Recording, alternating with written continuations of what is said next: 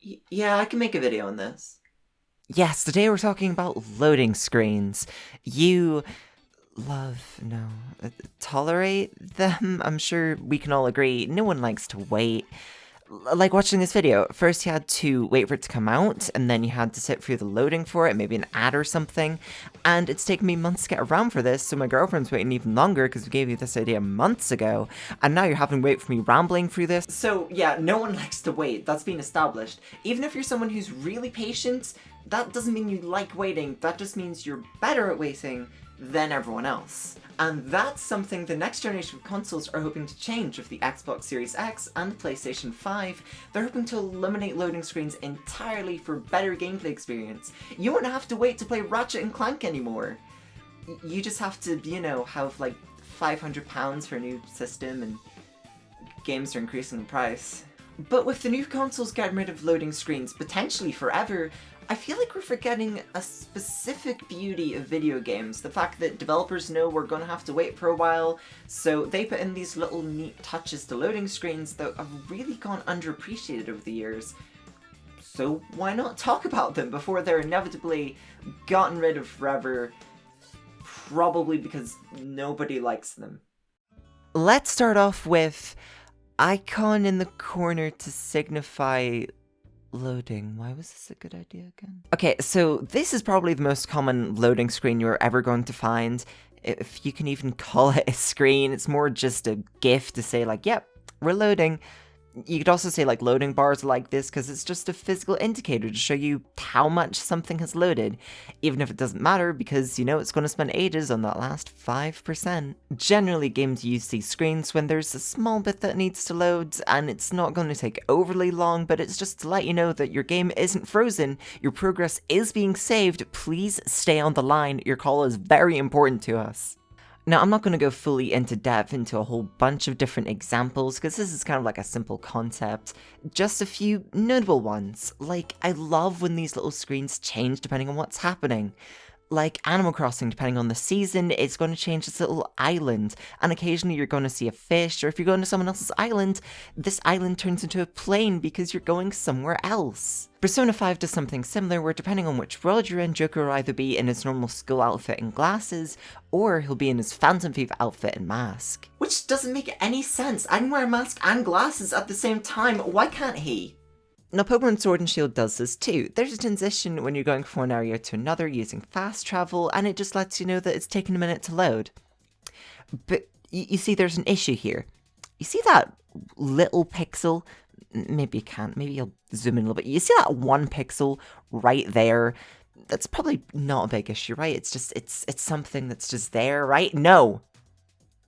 It's my biggest gripe with this game. I think this game is actually good. Most people don't. I like it. Apart from this loading screen, they've had an entire year to patch it, and they just haven't. You can just erase the pixel, swap the GIF in with a patch, and no one would notice. You can just squeeze it in anytime, but no, it's just here.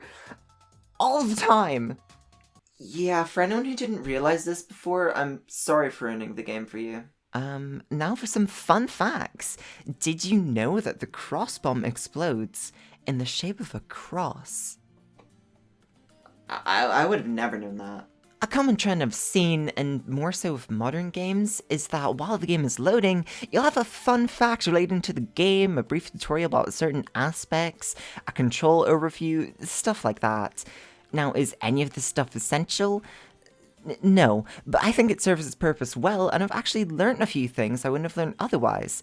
Like, Hyrule Warriors taught me I could shield attack, and I didn't actually know I could do that, because I forgot, because these games are long, and there's a lot of combos.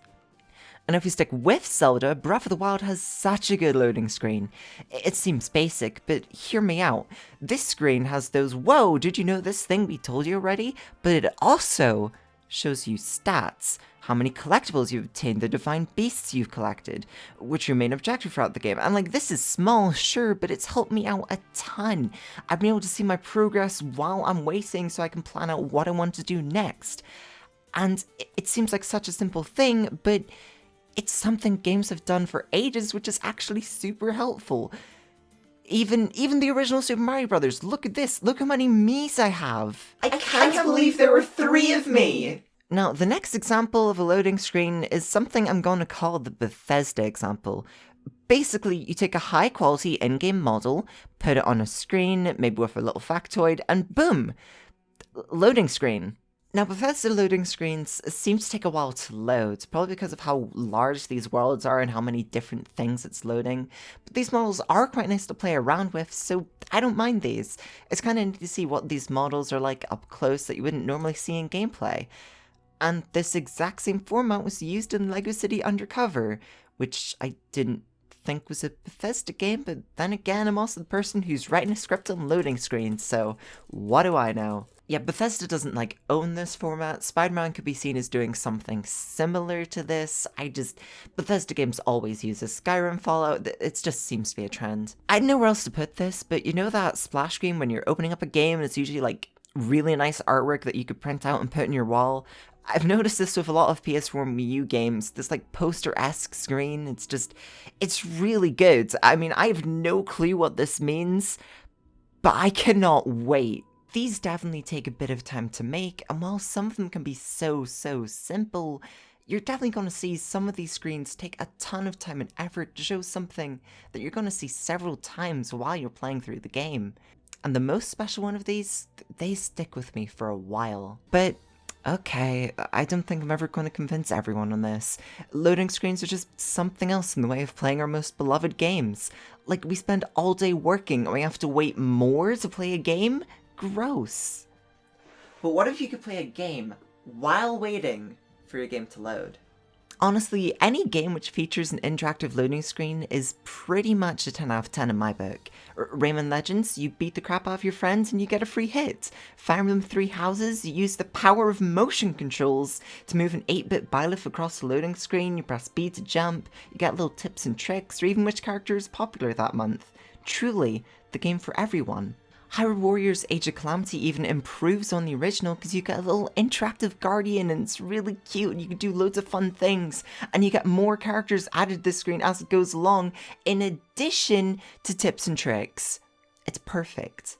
Online games tend to have a decent variety in loading screens as well, like Smash Brothers has you fight in a blank arena for a bit of practice. I think Rocket League did that too. It's something nice. But there was a game on a secret console that no one bought that perfected the loading screen. Yeah, you're wondering about the Wii U gamepad-shaped elephant in the room. That'd be one weird elephant. So the Splatoon loading screen, and not the Splatoon 2 loading screen, although you can kind of alter the music, it's neat, it's cool, it's boring in comparison to the game prior. And it's all thanks to the answer to every critical concern you're having.